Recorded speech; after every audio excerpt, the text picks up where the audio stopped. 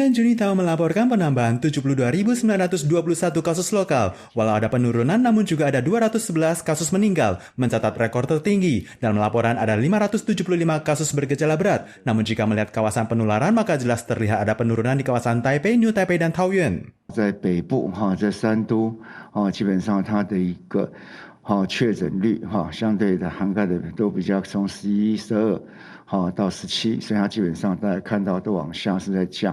Setelah terdiagnosisnya kasus pertama sindrom inflamasi multisistem pada anak laki-laki oleh Rumah Sakit NTU, Rumah Sakit Taipei juga menemukan ada satu anak laki-laki usia 5 tahun yang tertular 1 bulan lebih, bergejala panas 40 derajat, nyeri lambung, dan saat tiba di rumah sakit ada gejala malfungsi pada jantung. Untungnya sebegitu ditangani langsung, kini telah berhasil keluar dari rumah sakit. 眼睛会红，然后高烧，那吃退烧药没有什么效果。那最重要，它还会有腹痛，然后会拉肚子。 Wakil Kepala Divisi Tangkap Medis CCC Lui Jin mengingatkan orang tua, jika menemukan anak atau remaja yang bergejala demam panas, nyeri lambung, diare, muntah, bercak pada kulit, mata merah dan pening, setelah terdiagnosis 6 pekan, harus segera mendatangi rumah sakit dan meminta diagnosis dokter.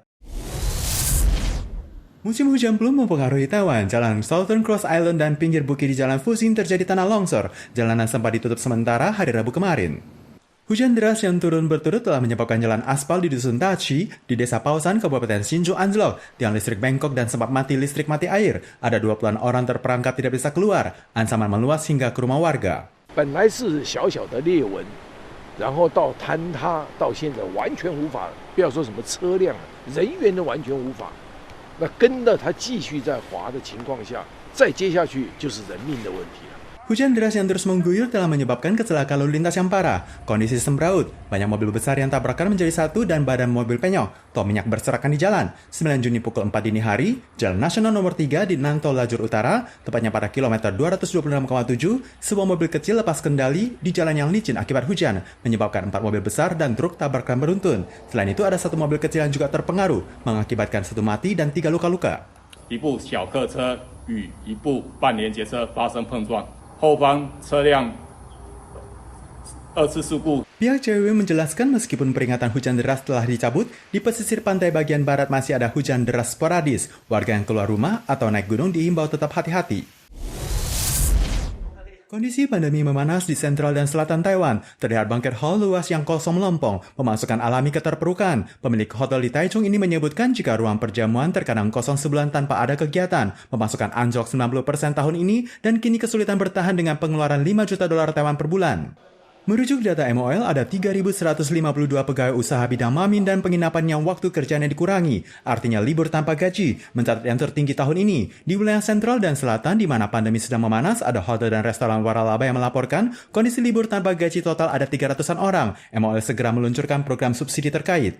跟这些厂商来做辅导，让他的员工可以参加我们的包括安心就业、从严再出发的方案，从薪资补助或者是有那个参加训练津贴的这个补贴来帮这个劳工。 Para pelaku usaha memaparkan kesulitan yang dihadapi tahun ini sangat berat, namun hingga saat ini masih belum menerima program bantuan revitalisasi yang lebih spesifik dari pihak pemerintah. Hanya mampu berharap pandemi mereda, ditambah dengan liburan musim panas yang akan segera tiba, maka masyarakat dapat kembali bersedia untuk berkonsumsi. 7 Juni, World Bank merilis laporan perkembangan perekonomian dunia terbaru. Diprediksi pertumbuhan ekonomi tahun ini hanya 2,9%, menurun 1,2% dibandingkan prediksi Januari lalu. Jika dibandingkan dengan tahun lalu 5,7%, maka kali ini boleh disebut jatuh setengahnya. Hal ini dikarenakan kondisi pandemi ditambah dengan perang Ukraina dengan Rusia, sehingga inflasi berlanjut yang sempat terjadi di tahun 1970-an kembali terulang. Pertumbuhan perekonomian dunia akan mengalami kelambanan dan bahkan keanjlokan signifikan. We currently face macroeconomic challenges, including unacceptable levels of inflation. Kondisi meningkatnya indeks harga konsumen CPI di Amerika yang berada di atas 8% dalam kurun waktu beberapa bulan terakhir adalah yang paling tinggi dalam 40 tahun terakhir. Menteri Keuangan Amerika Janet Yellen mengakui jika sebelumnya dirinya salah memberikan prediksi berkenaan dengan kondisi inflasi dalam 1 tahun terakhir ini. Pada Selasa lalu dalam rapat dengar pendapat Senat, ia menyebutkan jika kondisi inflasi akan tetap tinggi. Untuk menghadapi hal tersebut, pihak FED akan memberlakukan serangkaian penaikan suku bunga.